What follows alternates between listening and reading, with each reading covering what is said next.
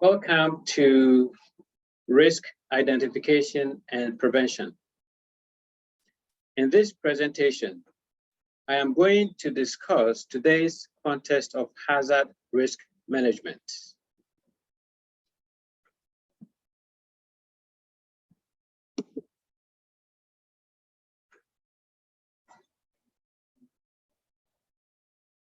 The objectives for this presentation are to identify and discuss stakeholders in hazards risk management, identify and discuss incentives to hazards risk management, identify and discuss obstacles to hazards risk management, discuss the hazards risk management model.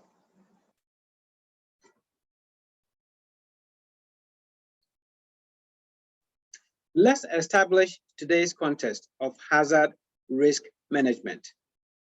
To do that, we will discuss stakeholders in risk management, criteria for risk management, and define some of the key elements of risk management.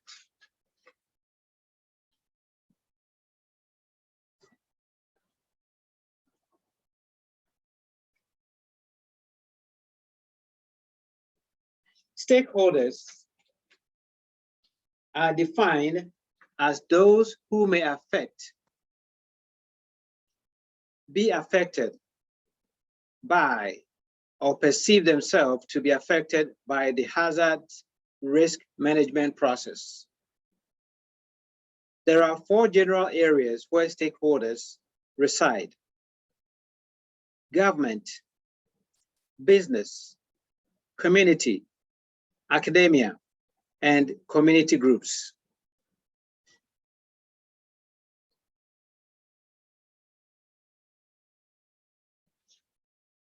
Federal elected officials,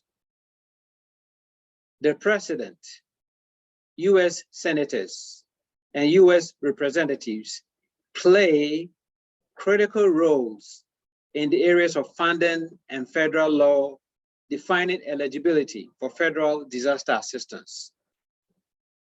Federal actions often set the agenda for state and local efforts in hazard risk management. Also, federal elected officials can help lead public actions in hazard risk management.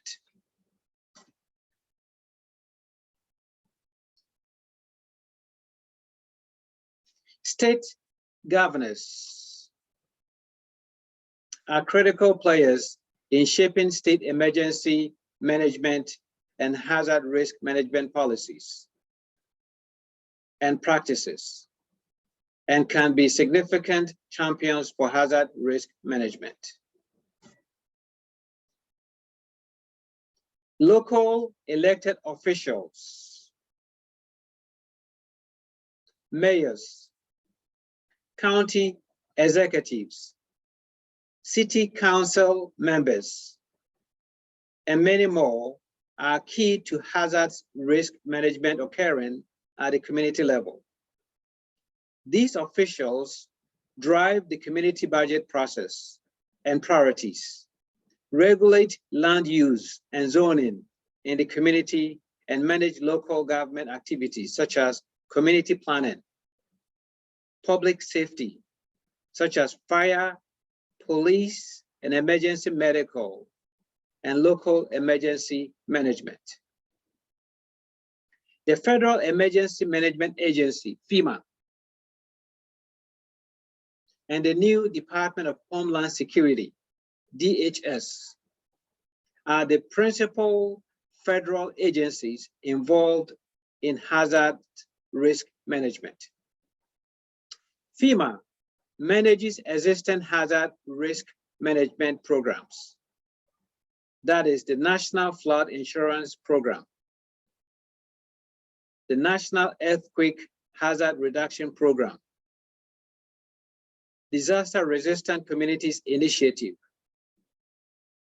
and provides significant funds for hazards mitigation efforts through FEMA's Hazard Mitigation Grant Program. DHS hazard risk management programs and activities for terrorism incidents are being defined.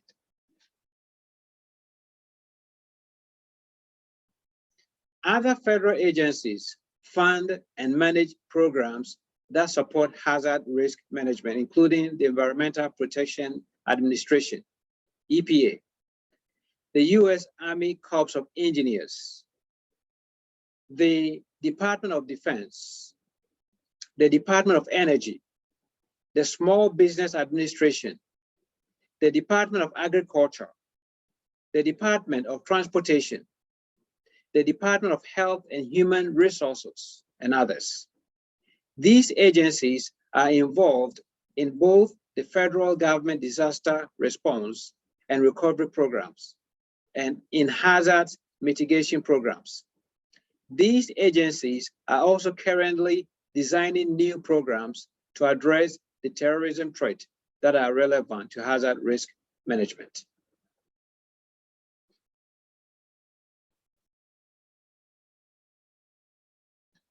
In government role, you have many same stakeholders.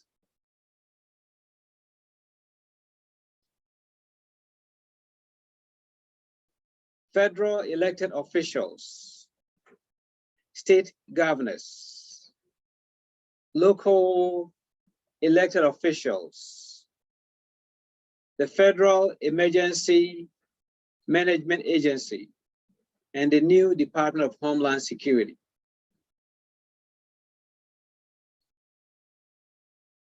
Other federal agencies, but under the government section, you also have the following individuals: state emergency management agencies. The state emergency management agencies manage state government activities in emergency management and hazard risk management. These agencies are supported by federal funding from FEMA and the Department of Homeland Security, and are also responsible for distributing federal funding to local communities and regional councils of government. These agencies are managed by full-time emergency managers, and their staff size and capabilities vary by state. There are other state government agencies and departments that are involved in hazard risk management in such disciplines as natural resources, public works, transportation, social services, and public health. The capabilities of local emergency management operations vary among the nation's communities. However, the number of communities with full-time emergency managers is rising as the pool of trained emergency managers increases. These individuals are involved in all aspects of a community emergency management activities and can be key to planning and promoting hazard risk management activities. There are numerous other local government agencies that could be involved in hazard risk management, including community planning, public works, public safety, health, natural resources, building, code enforcement, and others.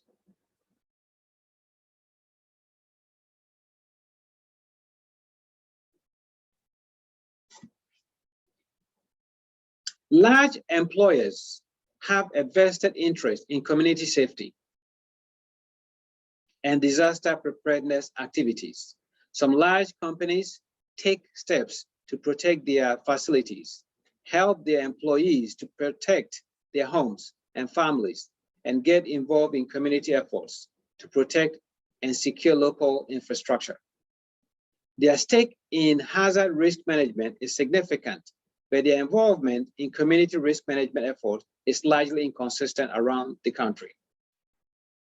Small business owners comprise the economic backbone of most communities and historically have done very little to protect their facilities and businesses from natural and technological hazards. Involving small businesses in hazard risk management was a priority for FEMA's Project Impact, Building Disaster-Resistant Communities initiative. The U.S. Chamber of Commerce has expressed interest in the past in disaster management and risk management programs, but has yet to commit significant resources to such efforts. Local chambers of commerce, on the other hand, are generally very interested in hazard risk management and were generally very involved in FEMA's Project Impact initiative. In local communities, there are several business sectors that have a vital stake in hazard risk management, including home builders, construction companies, office, retail, and residential developers, and insurers.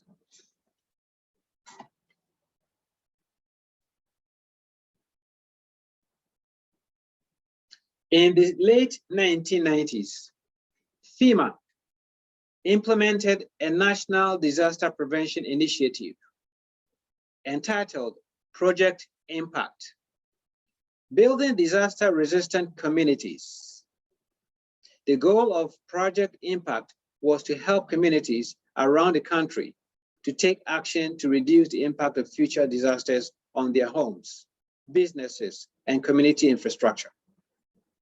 The initiative grew from 7 pilot communities to over 225 communities in less than 3 years. FEMA produced and distributed a Project Impact Guidebook that outlined 4 steps communities could take to become disaster resistant. These 4 steps included forming community partnerships, identifying and assessing community risk, identifying and prioritizing community risk reduction actions, and generating public, political, and financial support for risk reduction by communicating project impact messages to the community. A key element in Project Impact was involvement by the business community in the formation of a community partnership. This was the first time that most businesses had been asked to participate in community disaster management and mitigation efforts. Small businesses and local chambers of commerce were strong early supporters for Project Impact in many communities. Project Impact has been discontinued by FEMA, but FEMA continues to support the disaster-resistant community concept in many of its hazard mitigation programs and activities. Many of the Project Impact communities maintain active websites describing their efforts and accomplishments. An internet search using any search engine will definitely multiply community websites, will identify multiple community websites. The instructor might consider downloading examples for the students or having the students review some of the sites to gain a better appreciation of the implementation and scope of Project Impact.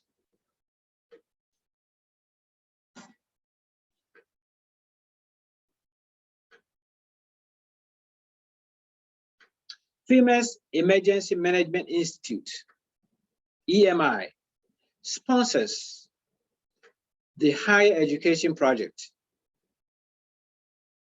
to support several projects with the aim of promoting college-based emergency management education for future emergency managers and other interested personnel. A goal of FEMA is to encourage and support the dissemination of hazard, disaster, and emergency management related information in colleges and universities across the US. We believe that in the future, more and more emergency managers in government, as well as in business and industry, will come to the job with college education that includes a degree in emergency management. We also believe that in order to build disaster-resistant, resilient communities, a broad range of college students and professionals need courses that introduce them to hazards, risk, vulnerability, disasters, and what to do about them. In support of this effort, the Emergency Management Institute in Emmitsburg, Maryland, in 1994, developed the Emergency Management Higher Education Program with the aim of promoting college-based emergency management education for future emergency managers and other interested personnel. The primary goal of the FEMA Emergency Management Higher Education Program is to work with colleges and universities, emergency management professionals, and stakeholder organizations to help create an emergency management system of sustained, replicable capability and disaster loss reduction through formal education, experiential learning, practice, and experience centered on mitigation, preparedness, response, recovery from the full range of natural, technological, and intentional hazards which confront communities, states, and the nation. As a side note, it is this project that provides the free materials used in this course and others offered here at ASU, especially the free textbooks.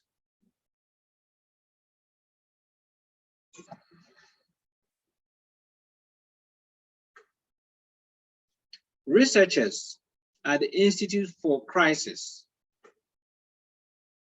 Disaster and Risk Management at George Washington University, the Natural Hazard Center at the University of Colorado at Boulder, the Disaster Research Center at the University of Delaware, and other colleges and universities have historically been leaders in the area of hazard risk management.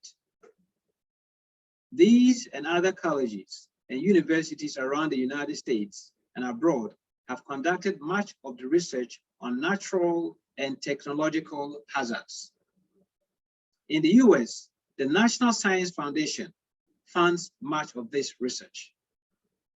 There are numerous not-for-profit institutes around the country that sponsor research on hazards that provide important information for hazard risk management. These organizations include the Public Entity Risk Institute, the Earthquake Engineering Research Institute, the Institute for Business and Home Safety, and others. As a whole, the hazards research community provides much of the data and technical information concerning natural and technological hazards. They have also been at the forefront in developing technologies such as hazard mapping to support local decision makers and in designing risk communication strategies and programs.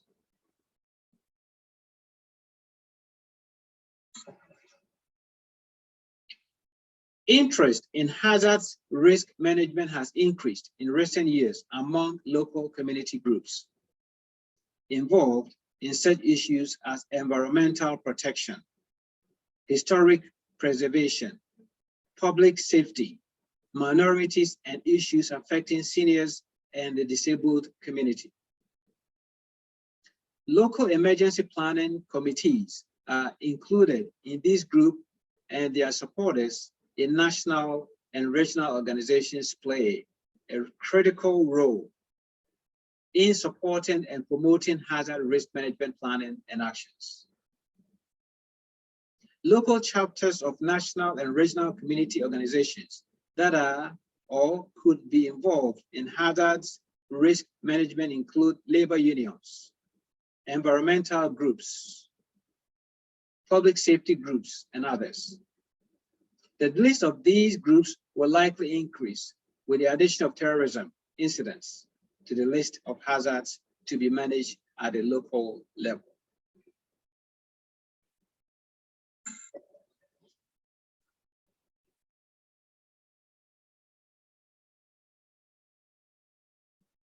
It is important that hazard risk managers recognize the fact that any member of a community that will be affected by a decision is a stakeholder, whether they are a large group or an individual.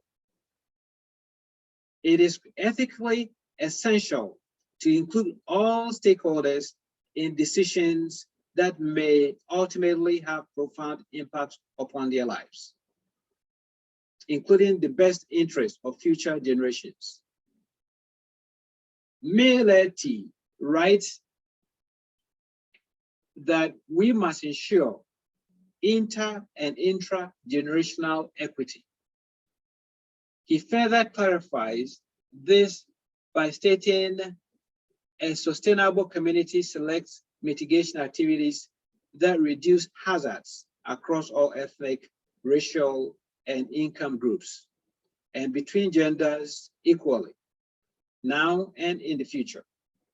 The cost of today's advances are not shifted onto later generation or less powerful groups. In order to ensure this equity, it will be essential that all stakeholders be given representation in the decision-making processes of hazard risk management. Involving all stakeholders creates a stronger consensus-building process, thus strengthening the overall acceptance of the decisions that are made. Meleti writes, building consensus is a process of seeking wide participation among all of the people who have a stake in the outcome of the decision being pondered, identifying all possible concerns and issues, generating ideas for dealing with them, and reaching agreement about how they will be resolved and what steps to be taken. He adds, it is important to note that full consensus may never be reached and may not even be desirable. What is important is that the participatory process be engaged in for the information it generates and distributes, for the sense of community it can foster, for the ideas that grow out of it, and for the sense of ownership it creates.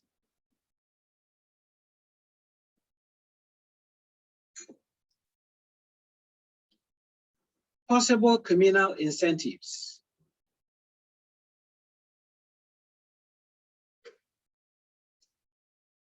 For hazard risk management include desire to reduce loss of life and injuries resulting from hazard incidents, reducing property damage and economic losses, maintain the standard of living and quality of life in the community, protect and enhance the natural environment, preserve historic and cultural resources, and to be better prepared when disaster strikes. Individual incentives include reductions in hazard insurance and premiums, including hazard insurance reductions for smoke detectors and fire extinguishers. In the home and flood insurance reduction through the community ratings system of the National Flood Insurance Program.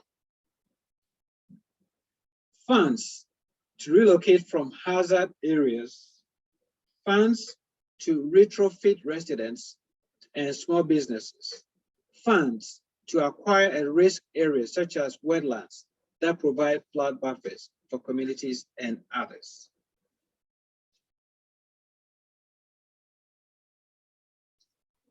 Most communal incentives do not involve traditional funding-driven incentives, but rather a growing sense of vulnerability, especially after September 11, and a desire to do something to reduce these perceived and real threats. Communal funding incentives have included FEMA's Project Impact that provided seed money between $300,000 to $1 million per community to become involved in initiative. Individual incentives include reduction in insurance premiums as illustrated in smoke detector or fire extinguisher program, and the NFIP's community ratings system.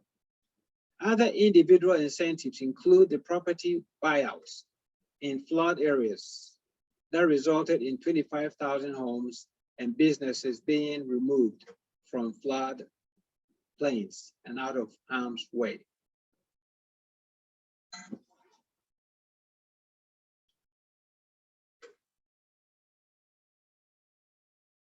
Awareness of risk. Public awareness of risk is often low, and awareness of what individuals and communities can do to manage risk is almost non-existent. Risk perception by the public, elected officials, and the business community and all stakeholders in hazard risk management vary widely and are oftentimes based on personal opinions and disparate experience. Availability of qualitative and quantitative data. Decision makers in government, in the business community, and in the home may not have access to current data on their risk. Mitigation actions. It is not unusual to hear individuals and community leaders to express the destruction wrought by a disaster as an act of God, and therefore nothing could be done to prevent it or reduce the impact. Information on mitigation actions and techniques may not be widely available to decision makers.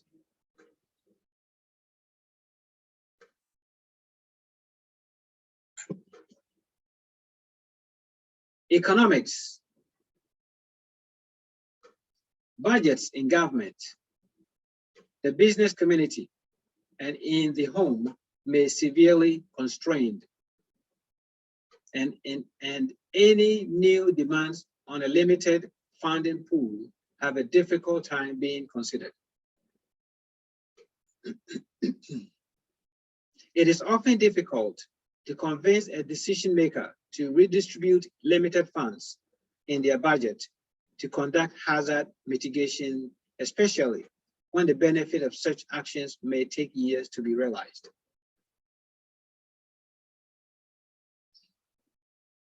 Politics.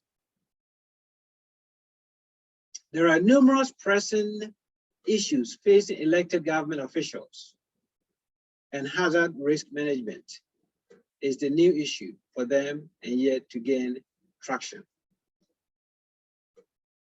Risk communication. Generating interest and support from the public for hazard risk management is very difficult and has not been exceptionally successful in the past. Scaring people doesn't work. Risk communication will be covered in much more depth in subsequent sessions. Lack of organizational constituency. The natural constituency for hazard risk management is emergency managers at the federal, state, and local government levels, and the continuity planners in the business world. However, this group has yet to gain full access to decision makers and are often not included in the president's or governor's cabinet, nor in the CEO's management team.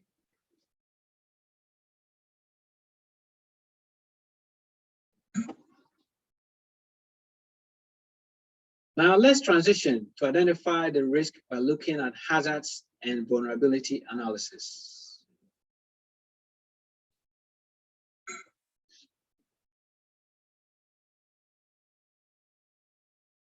Identify and describe risk. Identify and describe community. Identify and describe environment. Vulnerabilities. Determine vulnerability by establishing the capability of communities and the environment to anticipate, cope with, and recover from disaster events. Vulnerability is dependent upon the capacity of physical, social, economic, and political structures to resist harmful events. Some vulnerability indicators include proximity to hazards, income level, socio-economic status, level of awareness. Analyze the risk. Various risk models are employed to predict the likelihood and consequences of identified risk, including physical.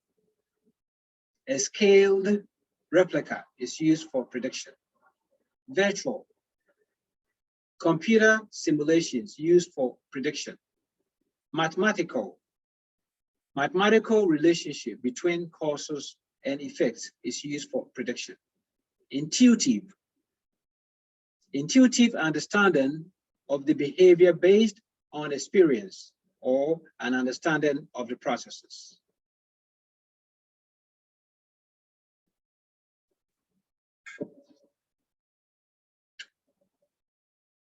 Evaluate the risk. This requires the comparison of levels of risk estimated during the analysis process with previous established risk evaluation criteria. This process is followed by a ranking of risk using such levels as extreme, high, moderate, and low.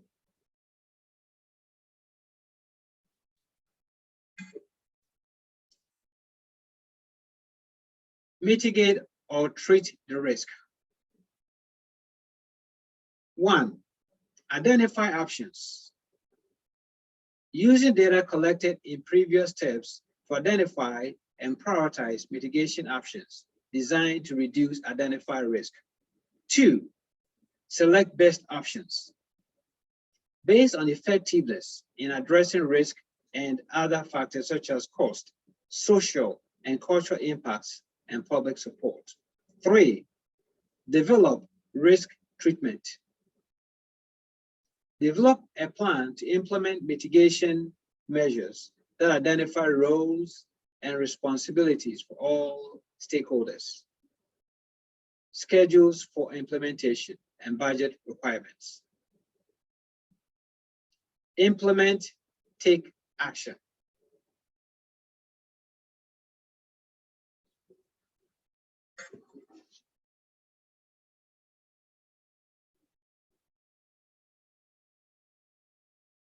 Frequent and consistent communications among stakeholders, practitioners, and the public is an ongoing factor in a successful hazard risk management process.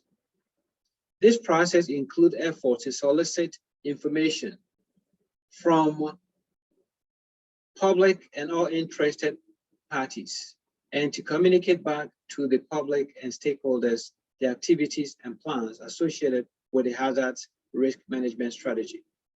Generating support from all stakeholders and the public is the result of this ongoing effort. To ensure that the hazard risk management process remains relevant and on track in light of changing circumstances, there must be a continual monitoring and evaluation of the risk and mitigation efforts. Elements include project management techniques designed to monitor progress in the project, regular review of the context, i.e., political change, organizational responsibility, and many more, and risk, such as changes brought on by effective mitigation actions, and regular evaluation of project reports and events.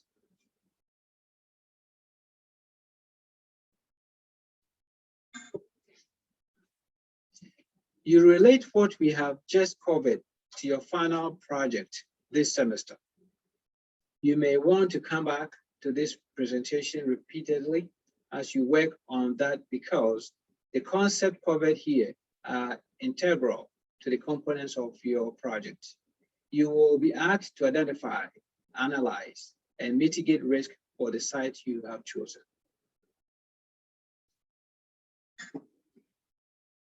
As always, if you have questions about this presentation, you can post them in a discussion board thread, or stop by my office to discuss your questions, or email or call me.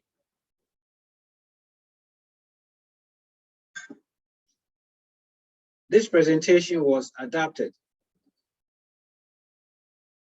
from FEMA's Emergency Management Institute's Higher Education Program.